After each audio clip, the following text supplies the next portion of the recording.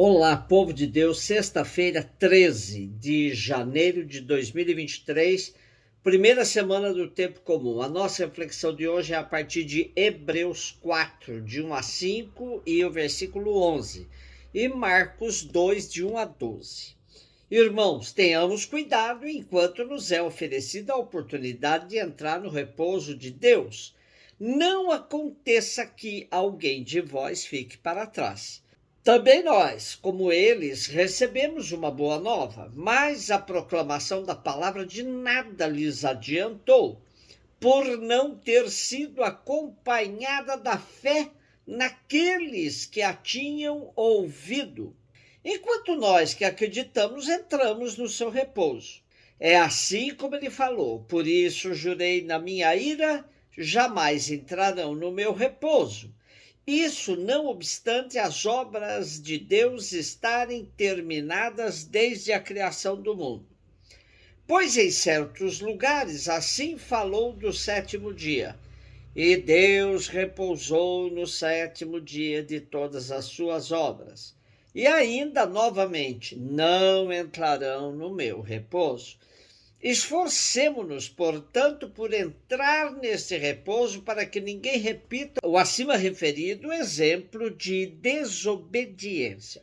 O autor da carta aos Hebreus continua refletindo o Salmo 95, que em versões antigas foi abrandado, por causa de suas duras críticas contra Israel. E este salmo diz com clareza as recusas de Israel frente às ofertas de Javé para que andasse por bons caminhos. É forte a indicação da ira de Deus contra o povo que ouviu sua palavra, mas não a pôs em prática. A proclamação da palavra de nada lhes adiantou por não ter sido acompanhada da fé nos antepassados.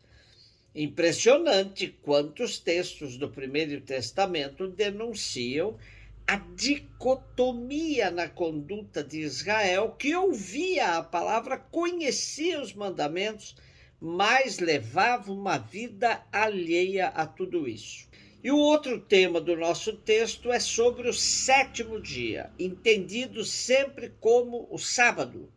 O sábado, o dia do repouso, foi criado para evitar que a escravidão exaurisse a força e a fé dos filhos de Deus.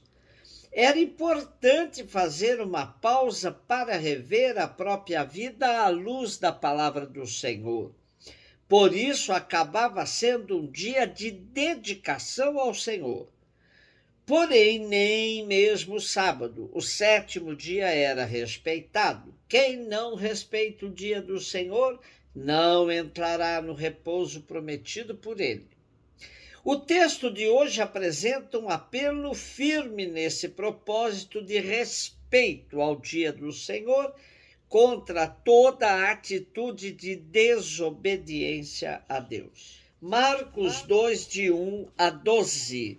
Alguns dias depois, Jesus entrou de novo em Cafarnaum. Logo se espalhou a notícia de que ele estava em casa. E reuniram-se ali tantas pessoas que já não havia lugar nem mesmo diante da porta. E Jesus anunciava-lhes a palavra. Trouxeram-lhe então um paralítico, carregado por 4 homens. Mas não conseguindo chegar até Jesus por causa da multidão, abriram então o teto, bem em cima do lugar onde ele se encontrava. Por essa abertura desceram a cama em que o paralítico estava deitado. Quando viu a fé daqueles homens, Jesus disse ao paralítico: Filho, os teus pecados estão perdoados. Ora, alguns mestres da lei que estavam ali sentados refletiam em seus corações: como este homem pode falar assim? Ele está blasfemando. Ninguém pode perdoar os pecados a não ser Deus.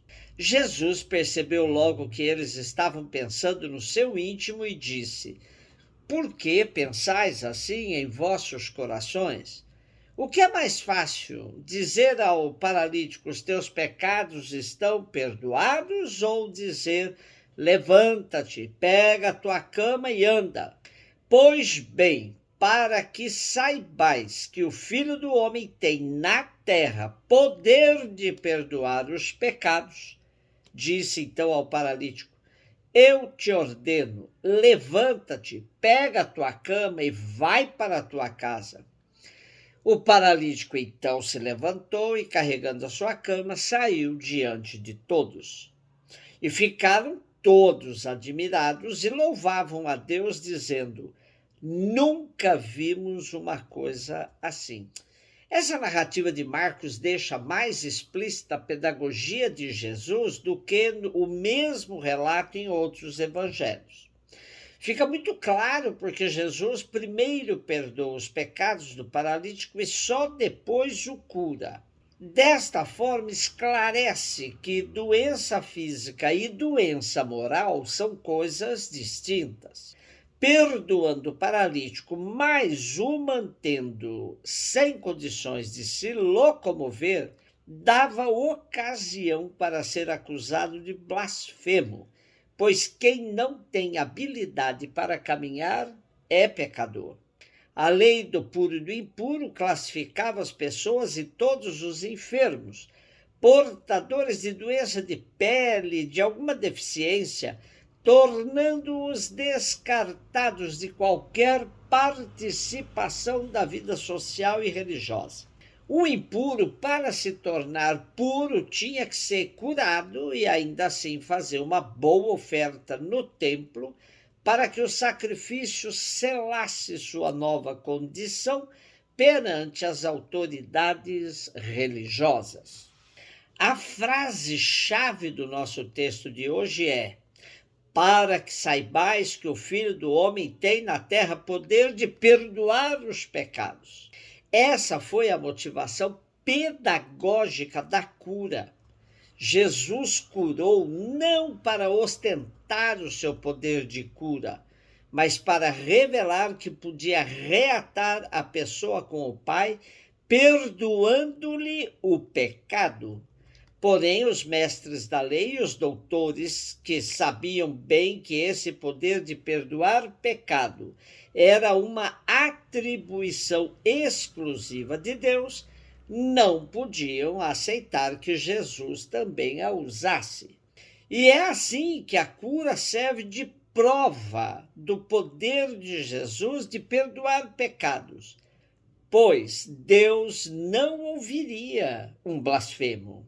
Outro dado importante do texto é a fé dos 4 homens amigos do paralítico, pois foi com isso que Jesus ficou admirado. A cura de alguém mediada pela fé de terceiros é mais raro, mas temos alguns casos nos evangelhos. A fé de uns pode ser a porta de salvação de outros. Percebemos, portanto, que uma ação de cura de Jesus tinha várias dimensões, mas era certo de que Jesus via a pessoa por inteiro. Sua ação libertadora era integral. Portanto, qualquer separação entre a ação de cura do corpo da ação de cura espiritual é profundamente artificial e não condiz com a prática de Jesus. Hoje, há tanta dificuldade para articular fé e compromisso, fé e ação concreta, fé e política. Mas com Jesus não era assim.